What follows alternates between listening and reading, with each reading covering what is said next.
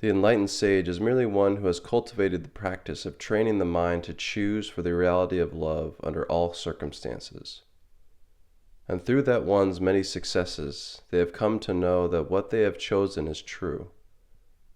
God has been revealed. Loyalty is no longer a question. Seek to possess nothing or no one.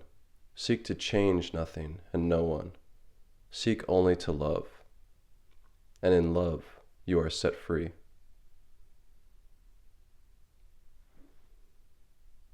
Hello friends! In this video I'll be going over lesson 7 in the Way of Knowing, and this is the third book of the Christ Mind trilogy, or the Way of Mastery. And these books are by Jayem, or John Mark Hamer, in which he channels Jeshua ben Joseph, or Jesus. Lesson 7 is a really good one. I highly recommend you check out the full lesson, available free online at womlibrary.com or on his YouTube channel, the audio version. Lesson 7 is about trust and loyalty, and specifically trust and loyalty in love, or God, because God is love.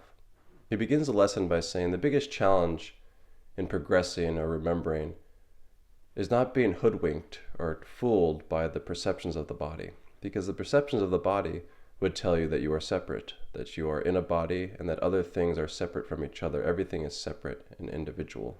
So that is the first layer. The second layer is then your interpretations of that perceptions. Your interpretations of that perception is, oh, it seems this way, so yes, we are in fact separate. Everything is separate. I am in this body. Since my awareness coming from this body, I am trapped in this body. I am only this body. So then your thinking mind creates the interpretations of what it believes it is seeing, makes you twice removed from reality. And then these interpretations create an emotional effect from which you must be healed. And then finally, the third level of removal from reality is that you insist on your interpretations being right. You insist that you are right, that your interpretations are what is so. And this brings us to a question he asks in A Course in Miracles, because those books as well are a channeling of Jeshua. So he refers to those texts often in these lessons and in these books. And that question is, would you rather be right or happy? For happiness can be only the result of perfect trust, and perfect trust emerges from a perfect loyalty. And a perfect loyalty emerges spontaneously in the mind that has rested in surrender. And surrender, as we know, is the fourth key in the keys to the kingdom that he shares in previous lessons. And then he goes over allowing, or allowance, which its purpose is for you to disconnect the wiring, in a sense, that you've had that insists on your interpretations of what is what, of what is so. To let dissolve your insistence on the interpretations that the body-mind has perceived as events outside of you. So allowance is undoing all that you have built up, all the illusions you have constructed. The mind has unraveled. There is no longer any need to be right. You have no more any attachment to your interpretations of events, of people, of places. And as allowance comes to completion, something happens that cannot be described and that he says cannot be fully understood by the ego. A quiet spaciousness arises in which awareness has been purified. And you begin to see the events in your life, the forms, as quite inconsequential, as innocent and devoid of any deep value. And in that stillness, in that deep peace, in that spaciousness, the ego, this idea of self, dissolves. And then you enter into this last phase, this last key, which is surrender. For in surrender, the mind beholds that all things that are arising and passing away are perfectly harmless. They can hold no value, because they abide in time, and the things of time are like waves that arise from the ocean. Because they have a beginning, they will have an end. And in their beginning, their end is certain, and only a fool would create loyalty to that which is temporary, temporal, and ultimately unfulfilling. But the wise of heart have decided to place their value on that which is eternal. And what can be eternal save God? And God is but love. Therefore, in the way of the heart, and in the way of transformation, and now in the way of knowing, all that we have sought to share with you has been by design, to lead you to see that love is the only thing worth valuing. Love is unconditional. Love merely loves in order to abide in its own nature. And because God is but love, as the mind disentangles itself from the perceptual level of the body-mind, from the interpretations selected and created in the mind and overlaid over those events, and especially as it disentangles itself from the egoic need to be right about its makings. That which you are, pure intelligence, pure infinite creative possibility, shifts itself into being identified only with valuing love. This is the same thing as saying, I value only God. Then the soul begins to reawaken. This drop of pure light, which is pure intelligence, the soul begins to realize that to know God, it must be God. And since God is only love, the soul desires to be only love. For in loving as God loves, God is known. And as God is known, self is realized and remembered, and the dream of the dreamer is transcended. He then asks us to be honest with ourselves and to ask, what are we loyal to? And if we are loyal to anything but this eternal truth, to God, to love, and then he asks us, why are you loyal to that? And to see really beneath that loyalty is probably a fear. Is it a loyalty to a certain job, to a spouse, to an object? And not to have judgment on it, just to be completely honest with yourself, because honesty is key to a reawakening. And then he encourages us to be loyal to that which is eternal, to love, to the content of everything, to that which never changes, because everything of form will come and go, will pass away. The mind that rests in freedom has learned to translate, to transfer trust and loyalty to love. That mind has come to enjoy the peace that comes with only loving. For what harm can come to the mind that simply loves, who looks upon all things and sees its perfect innocence and plays in the kingdom provided by that one's Father? The kingdom of the body-mind, the kingdom of space and time, the kingdom of the power to choose love over fear. And as you learn to place value upon and trust and loyalty only in love and the eternal, your old dream or of illusions will begin to crumble. And it'll feel like a crumbling, like all is falling apart. Because that which you used to put value on, you realize has no value and will never bring you fulfillment. And this crumbling and falling away will feel joyous, and it'll feel like growth. So place your trust and loyalty on God and love alone. He then goes on to say a very important point, which has come up before in the other lessons, but is very important to realize. In short, it's the truth that you are only affected by your thoughts, not by the events themselves, but your thoughts of the events. If you look closely, you'll discover that your experience is the value you place upon the event. I know that seems subtle to you, but it's very, very important. Experience actually occurs nowhere but in the field of the mind. And he gives an example to illustrate this idea, a simple example of getting ice cream. So you have the desire, I want ice cream. So you drive, you go to the store, you get the ice cream, you eat it in the store, then you go home.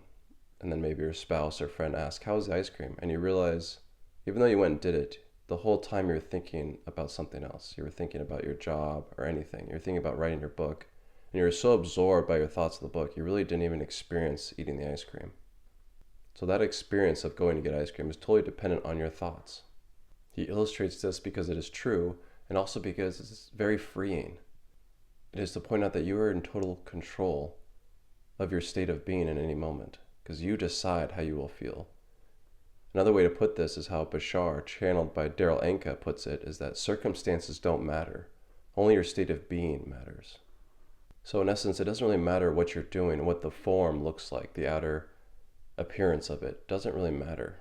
What matters is the content, and the true content of everything is God, is love. So if you bring that forth, you focus on that. It doesn't matter what the outer looks like. And you realize you are free to create the value, to put the value upon that true content in any circumstance, in any situation. And then they have come full circle. If they want to design a website, if they want to be a banker, if they want to be a dancer, a prostitute, a farmer, it no longer matters. For the mind that is awake, while the body lasts, merely sees experiences arise and pass away. It takes total ownership and realizes that it has the power to create its experience as being delightful, fulfilling, and a blessing, regardless of what the body-mind is actually doing. This is why events of the world can never bind you. All suffering comes because of the interpretation you are overlaying over events. And in that very moment, you have used God's gift to you, which is the power of awareness, to create its experience. So again, what he's saying is that we are completely free. Circumstances don't matter. There are no conditions placed upon your ability to awaken, or to see the love, or to embody love, or to let love flow through you. You must simply place your value, your trust, and your loyalty in God, or in love, in any circumstance, in any situation. Because it is always there, because it is what truly is. You are free to be in a state of love in the midst of any context, as you watch and observe the waves of temporality come and go. And as you see that happen, and as you develop that capacity within yourself, through the choices for love, through the choices for forgiveness, through the choices to be happy instead of right, to live in innocence and wonder instead of certainty and dread, to rest in true knowledge, true knowing, rather than the relative knowledge of the world. You come to see that all that is arising and passing away can never leave you, that loss is impossible. For where the mind chooses to rest in love, all things that arise and pass away are remembered and restored and sanctified. There is perfect peace. So the enlightened sage, or the enlightened one, as that opening quote said at the beginning of this video, is simply one who has chosen to place value, trust, and loyalty in love, which is to say in God, in any circumstance, regardless of the circumstance or situation. Therefore, if you wish to awaken, he says, you must be loyal to love. Trust and loyalty, then, must flow from the mind in its power to choose what it will value. Be you, therefore, loyal to love. Be you, therefore, loyal to your perfect union with God. Trust that one who birthed you and who has been guiding your journey home all along. For remember, I have said often that from the very moment the dream of separation began to be dreamed, already the answer was provided, called the Holy Spirit, the right-mindedness in the depth of your being that cannot be touched. Here then, beloved friends, is the pure essence of loyalty and trust. If your loyalty is in anything that can crumble, you have merely not yet fully chosen to place your loyalty in that which cannot crumble. If your trust is in a requirement that individuals act and behave in a certain way, you have not yet come to trust the perfection of love that is already at work in everyone's lives, calling them to deeper levels of remembrance. And he says, for an awakened one, if someone projects upon them, attacks them, and yells at them, he realizes that they're just acting from their own insanity, from their insistence on their interpretations of the events around them. And the awakened one simply looks on them and says, oh, is that so? Okay, very well. Thank you for sharing. And continues on and stays committed to its loyalty and trust and value on love. And loyalty only to the voice of love within them, the voice of the Holy One. So choose love, he insists over and over. Choose love. And then, quite literally, you'll become God incarnate, because God is love. They're the same thing. And then people will be attracted to you, because when you look at them, you will see them. And they will realize that you are seeing the true them, not the persona or the ego. And they'll be attracted by that. And they might not consciously know why they're attracted to you and want to be near you, but you will know, because you know that you're abiding and acting from this deeper space of love, which is in all things. Come to see then that when you choose love, you become free. Who can harm you? What gain or loss can affect your peace? And in each moment, as you remember love, you give love. And everywhere you go, and everyone you see, is touched in a quiet and secret place. They may not know why they feel attracted to being in your presence, but you will know. You are simply choosing to be, and mark my words well here.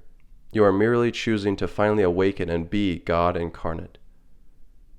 For God is but love, and when you love, there is only God. Really, this lesson is so beautiful, and just over and over again he says, be committed to love. Put your loyalty in love, and implores us again and again. And he says, don't put your loyalty and value on things that will crumble away. They're just like waves in the ocean. They'll rise and then they'll fall again. They are going to pass. Put your loyalty and value in the thing that will not pass away, in this true self, in this love in God. Even your own body will pass away. Doesn't mean to deny it. It just means to be committed to love, to the truth. Since what you want is love, practice teaching only love. Teaching love is not talking about love. not about the philosophy of love, not about the metaphysics of love. You teach love by being love in each moment. And you can only be loving by allowing yourself to feel the presence of love in and as your moment-to-moment experience. Because love is unconditional. You are free now. No set of circumstances must change before you have the power to be in love. This is the same thing as saying that God has given to you by grace in each moment, and you are asked only to open and receive. Only love is real. Only love allows you to transcend the great fear, the great suffering that comes only from a temporary mistaken identity problem, an authority problem. You think your construct of the world is your authority. You think the body-mind is who you really are. This is merely an identity problem, an authority problem. When you come to know that you are merely the expression of that one, pure spirit, love, you are free from the world. Merely a mistaken identity problem, merely an authority problem. This is so good. I think this really sums up all the problems of the world, really, is that everyone, or not everyone, but most are having an identity problem. They think they are something that they are not. They think they are the body. They think they are temporary. But really they are the one true self, love, God, which is within everything. That silent, pure awareness, that innocence. And also an authority problem. They're giving their authority to their constructs, to their interpretations of the world, of the events in the world. Their allegiance is merely to illusions. So here he implores us to switch our allegiance to love, to put our value upon love. And he ends with an exercise. Simply make the decision to spend 5 minutes doing nothing but loving all that you see through the body's eyes.